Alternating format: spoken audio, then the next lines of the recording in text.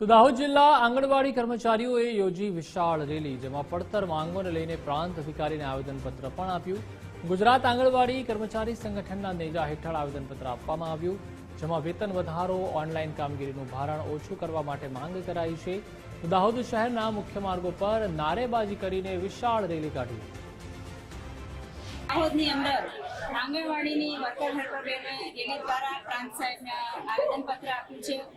ગુજરાત આંગણવાડી કર્મચારી સંગઠન ઘણા વખતથી રેલીઓ કરી છે. રાજ્યની અંદર પણ 4 મહારેલીઓ કરવામાં આવી છે. 10મી માર્ચે મુખ્યમંત્રીશ્રીને રૂબરૂ રજૂઆત પણ કરવામાં આવી છે.